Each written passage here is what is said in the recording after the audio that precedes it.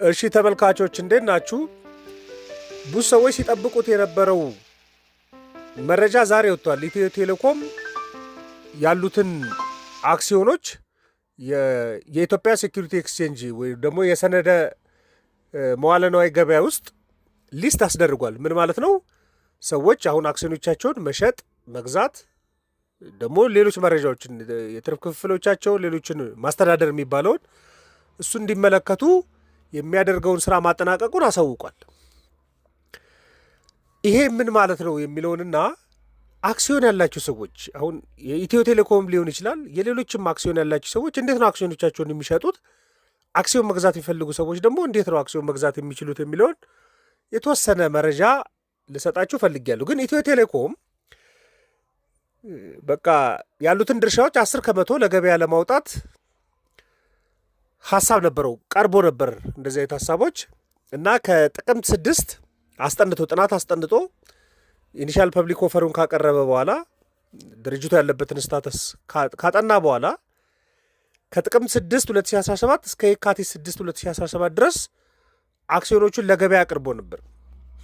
እንግዲህ አስበው የነበረው ወደ 100 ሚሊዮን የሚሆኑ አክሲዮኖችን ለገበያ ማቅረብ ነው። ከዛ ውስጥ መሸጥ የቻለው ወደ 10.7 ሚሊዮን የሚሆኑ አክሲዮኖችን ሸጧል። በዚህም ወደ 3.2 ቢሊዮን ብር መሰብሰብ ችሏል። አንድ የአክሲዮን ዋጋ 300 ብር ተተምኖለት ስለነበረ ማለት ነው። እና ይህን ግዢ ያከናወኑት በድምሩ የ47377 ሰዎች ኢትዮ ቴሌብርን ተጠቅመው ግዢ ያከናውነዋል። ስለዚህ የኢትዮ ቴሌኮም ባለድርሻ ሆነዋል ማለት ነው። 47377 ኢንቨስተሮች ደግሞ ማንኛውም መደበኛ ሰዎችም ድርጅቶችም ግለሰቦችም ሊሆኑ ይችላሉ። አሁን የኢትዮጵያ ሴኩሪቲ ኤክስቼንጅ የሰነደ መዋለ ንዋይ ገበያ ተቋሙ ከተቋቋመ በኋላ ሁሉም ኢትዮጵያ ውስጥ ያሉ አክሲዮኖች መረጃዎቻቸውን በሙሉ ማስመዝገብ እንዳለባቸው አናውስመንት አለ እና ያስመዘገቡ ነው። ቀድሞ ያስመዘገቡን ባንኮች ወደ ሊስቱ የመጡ ወደ ገበያ የመጡ አሉ። መመዝገብ አለበት። በፊት የነበረው የአክሲዮን የግብይት ሁኔታ ምንድን ነበር የሚመስለው? በቃ መንደር ውስጥ ያሉ ደላሎች ሊሆኑ ይችላሉ፣ በመተዋወቅ ሊሆን ይችላል። እኔ አክሲዮን እፈልጋለሁ ብሎ አንድ ሰው ይጠይቃል። አይ የሚሸጥ ሰው አውቃለሁ ይሉና ደላሎች ያገናኙና ሄድ ኦፊስ ላይ ሄደው መሻሻጥ ነበር የነበረው። ይህ መደበኛ የሚባለው ስርዓት ነበር። ግን ይሄ እንደዛ መሆን የለበትም። መደበኛ ስርዓት ሊኖር ይገባል። ገበያ መኖር አለበት። የመገበያዩ ሰዎች መኖር አለበት የሚል ውሳኔ ከተወሰነ በኋላ ድርጅቶች የባለ አክሲዮኖቻቸውን መረጃ በሙሉ በማጣራት ሄደው የሰነደ መዋለ ንዋይ ገበያ ላይ ደግሞ የኢትዮጵያ ሴኩሪቲ ኤክስቼንጅ ካፒታል ገበያውን የሚመዘግበው ጋር ያስመዘግባሉ። እዛ ቋት ውስጥ ያስገባሉ መረጃዎቻቸውን በሙሉ ማለት ነው። ስለዚህ መረጃዎቻቸውን ካሟሉ በኋላ ደግሞ ባለ አክሲዮኖች መሸጥ መግዛት እንዲችሉ ደግሞ ሊስት ያስደርጋሉ። እሱ ስራ እየተሰራ ይሄንን በቃ የሽያጭና ግዢ ፋሲሊቴት የሚያደርጉ ብዙ ተቋማቶች ፍቃድ እየወሰዱ ነው።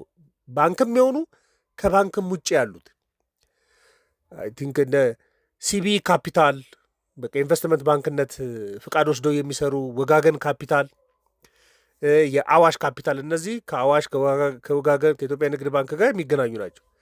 ፊደሊቲ ሴኪሪቲም ከባንክ ውጭ ሌሎችም ይህንን የሚያገበያዩ ለመገበያየት ፍቃድ የተሰጣቸዋሉ። ደግሞ የተዘጋጀ ፕላትፎርምም አለ። የሰነደ መዋለ ንዋይ ገበያ ተቋም ያዘጋጀው ፕላትፎርም አለ። የንዋይ የሚባለው አፕሊኬሽን አለ። እሱ ላይ ሰዎች ገበያዎችን ይመለከታሉ። የመሸጥና የመግዛት ፕሮሰስን ምን ማለት እንደሆነ የተወሰነ ባጭሩ መረጃ ሰጣቸዋል። ግን ኢትዮ ቴሌኮም በጠቅላላ አክሲዮን የገዙት 47377 ነበሩ የነበሩት። ከዚህ ውስጥ የ45000 ባለ አክሲዮኖችን መረጃ በሙሉ አጣርቼ እንግዲህ ሰዎች ሰርቲፊኬቱም ሊኖራቸው ይገባል፣ ፋይዳ ቁጥር ሊኖራቸው ይገባል፣ መታወቂያ ያላቸው መሆን አለበት። ይህም በሙሉ መረጃ አሟልቼ የሰነደ መዋለ ንዋይ ገበያ ውስጥ ሊስት አስደርጌያለሁ ብሏል። ኦልሞስት ከ47377 96% ባለ አክሲዮኖች በቃ ተመዝግቦላቸዋል። ድርጅቱ ሄዶ ሊስት አስደርጓቸዋል ማለት ነው። ግን ሁሉም አይደሉም። ስቲል ወደ 1646 ባለ አክሲዮኖች ግን ስቲል ፋይዳ ያላያያዙ አሉ። እንግዲህ አክሲዮን ያላችሁ ሰዎች ታውቃላችሁ፣ ባንኮቹ እየደወሉ አክሲዮኖችን አክሲዮን ብቻ አይደለም ባንክ ቁጥሮችንም ከፋይዳ ጋር አገናኙ በሚሉት ስለዚህ በፋይዳ ምክንያት ያልተያዘላቸው አሉ ብሏል። ወደ 248 ደግሞ ኢትዮጵያ ውስጥ ያለው የኢትዮጵያ ሴኩሪቲ ኤክስቼንጅ ካፒታል ገበያ ውስጥ አሁን ባለው መመሪያ ዜግነቱ ኢትዮጵያ ያልሆነ ሰው ካፒታል ገበያ ውስጥ ኢንቮልቭ እንዲያደርግ አይፈቅድም እና ኢትዮ ቴሌኮምን ደግሞ ወደ 248 የሚሆኑ ግለሰቦች ኢትዮጵያዊ ሳይሆኑ አክሲዮኑን ገዝተው ነበር። ከካፒታል ገበያው አክቲቭ ከመሆን በፊት ስለነበረ የሽያጭ የነበረው ግን አሁን እነሱ ማስመዝገብ ስለማይቻል ገንዘባቸው እንዲመለስላቸው እንዳደረገ ነው ዜናውን እንደሚያደርግ ነው ዜናውን የተመለከትኩት። ስለዚህ ኢትዮ ቴሌኮም አክሲዮን ያላቸው ሊስት ተደርጓል። እዛ ውስጥ ሊስት የተደረጉ ሌሎች ባንኮችም አሉ። የገዳ ባንክ፣ ወጋገን ባንክ፣ የነ አዋሽ ባንክ በቃ ሌሎችም ባንኮች አሉ እዛ የተመዘገቡ። ምን ማለት ነው እንደዛ ማለት? እዛ አክሲዮን ገበያው ላይ ሲመዘገብ ታዲያ አክሲዮን የሚሸጡ ሰዎች መጀመሪያ አክሲዮን ያላቸው ሰዎች ምንድን ነው የመጀመሪያ የሚያደርጉት ስራ የሚለውን የተወሰነ ሀሳብ ልሰጣችሁ። ለምሳሌ ኢትዮ ቴሌኮም የገዙ ሰዎች አሁን የሚያደርጉት ሊስት ስለተደረጉ የመረጡትን ብሮከር ደግሞ የአክሲዮን ደላላ አሁን ኢትዮጵያ ውስጥ የአክሲዮን ደላላ በሚል ፈቃድ የወሰዱ ሰዎች ስለመኖራቸው እርግጠኛ አይደለሁም። ገና ያለው ኢንቨስትመንት ባንኮቹ ናቸው እሱን እየደረቡ እየሰሩ ያሉት። ገና የወሰደ የለም። ስለዚህ ከፈለገ ከወጋገን ካፒታል የፈለጉትን ሲቢ ካፒታል ሊሆን ይችላል፣ አዋሽ ካፒታልን፣ ፊደሊቲ ሴኩሪቲ የፈለጉትን ይመርጣሉ። አንዱ ባለ አክሲዮን ብድጊልና እኔ አክሲዮኔን የመሸጥም የመግዛትም የማስተዳደሩንም ስራ አድቫይዝ እንድታደርገኝ እንድትመራልኝ የምፈልገው አንተ ነህ ብሎ ኢንቨስትመንት ባንኮችን ሄዶ ይመርጣል። የመጀመሪያ የምታደርጉት እሱን ነው የሚያደርጉት እሱን ነው ኢትዮ ቴሌኮም አክሲዮን ያላቸው ሰዎች ኢትስ ኦልሬዲ። ስለዚህ የብሮከሬጅ አካውንት ያስከፍታሉ ማለት ነው እና ቋቱ ላይ ከተመዘገበላችሁ አክሲዮን አሁን ሊስት ከተደረገላችሁ አክሲዮን ውስጥ ከዛ ውስጥ የእናንተን ሪጂስተር ይደረግላችኋል፣ አካውንት ይከፈትላችኋል ማለት ነው።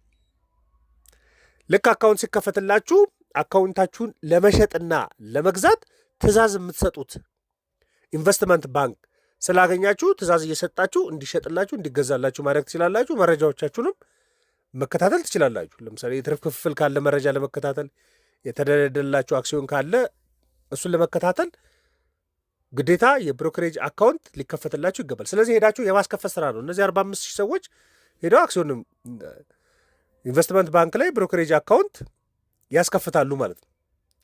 ስለዚህ ለእነሱ ነው ሽጥልኝ እና ግዛልኝ ብላችሁ መንገር የምትችሉት። በአካል ሄዳችሁም ልትነግሩ ትችላላችሁ። በሌሎችም መንገዶች ልትነግሩ ትችላላችሁ። በቃ ይሸጥልኝ፣ እኔ የዚህን ያለ አክሲዮኖች አሉኝ ይሸጥልኝ የሚል ትእዛዝ ትሰጣላችሁ። መጀመሪያ ግን አካውንት ሄዳችሁ ከፍታችሁ እዛ ብሮከሬጅ አካውንት ሄዳችሁ ከፍታችሁ ማለት ነው።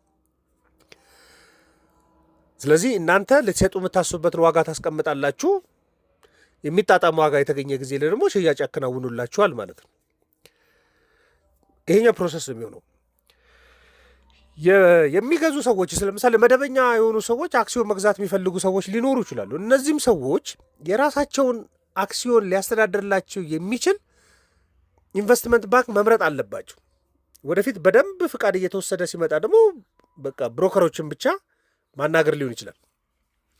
ስለዚህ ቅድም እንደምንላቸው እንደ ወጋገን ካፒታል፣ ሲቢ ካፒታል፣ አዋሽ ካፒታል፣ ፊደሊቲ ሴኩሪቲ ምናምን ከነዚህ መካከል የመረጣችሁትን የቀረባችሁትን መርጣችሁ ሄዳችሁ አካውንት አስከፍታላችሁ። ብሮከሬጅ አካውንት ምንም የሌለበት በቃ ባዶ ማለት ነው። መገበያየት የሚችል አክቲቭ ሰው መሆናችሁን ብቻ የሚያሳይ ማለት ነው። ለእነዚህ መታወቂያ ፋይዳ ምናምን ሊያስፈልግ ይችላል። ሄዳችሁ ልትሞሉ ትችላላችሁ። በባዶ ነው የምታስከፍቱት። ግን ወደፊት ስትገዙ ለምሳሌ የኢትዮ ቴሌኮምን አክሲዮን አንድ ሰው መጥቶ ሸጦ የሚያስቀምጠው ዋጋ ሊኖር ይችላል። አንድ አክሲዮን ዋጋ 300 ብር ከሆነ በ300 ብር ሸጣለሁ ብሎ ሊስት ሊያደርግ ይችላል። በቃ በ300 ብር ሽጡልኝ ብሎ ሊናገር ይችላል። አካውንት የከፈተባቸው ብሮከሬጅ አካውንት የከፈተባቸው ድርጅቶች ላይ ማለት ነው። አንድ ገዢ ደግሞ ይገባና በ300 ብር የኢትዮ ቴሌኮምን አክሲዮን መግዛት የሚፈልግ ከሆነ እሱም ለከፈተበት ኢንቨስትመንት ባንክ ወይ ደግሞ ለኢንቨስትመንት ባንክ ይነግራል።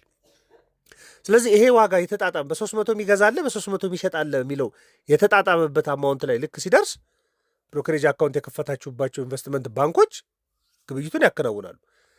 ስለዚህ ከሚሸጠው ላይ የአክሲዮን ባለቤትነት ብድግልና አሁን እንገዛለን ብላችሁ አካውንት ከፍታችሁ ጥያቄ ላቀረባችሁት ለእናንተ ትራንስፈር ይደረጋል ማለት ነው።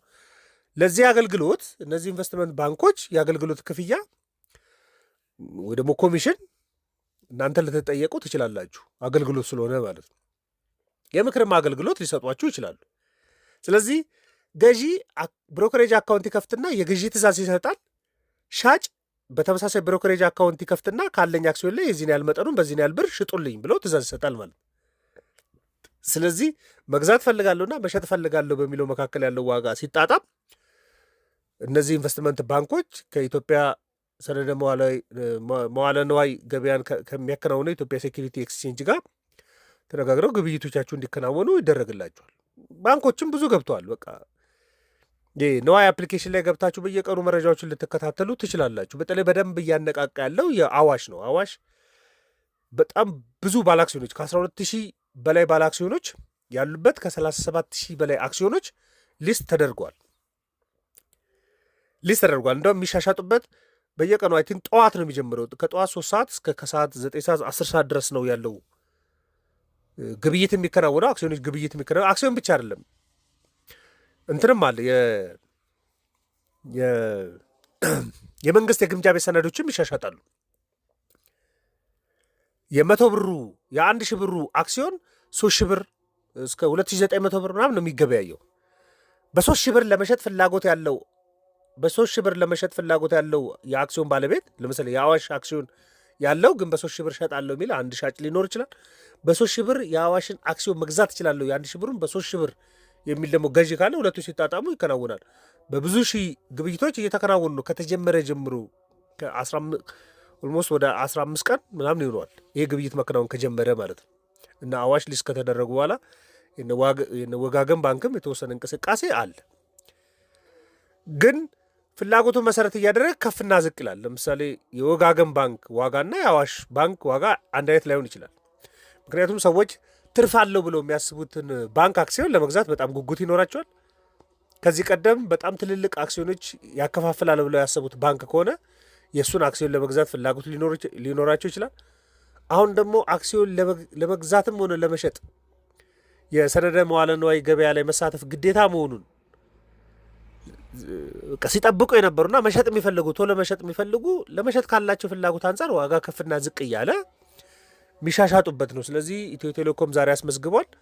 ባለ አክሲዮኖች ሄዳችሁ የብሮከሬጅ አካውንቶቻችሁን ከፈለጋችሁት ኢንቨስትመንት ባንክ ላይ እየከፈታችሁ ወደ ግብይት ስርዓቱ መምጣት ትችላላችሁ። ይህ መረጃ በተወሰነ መልኩ ለእናንተ ለማድረስ ነው። ማንኛውም ሀሳብ አስተያየት ካለ ልትልኩልኝ ትችላላችሁ። ለነበረን ቆይታ በሙሉ ከልብ አመሰግናለሁ። መልካም ቀን።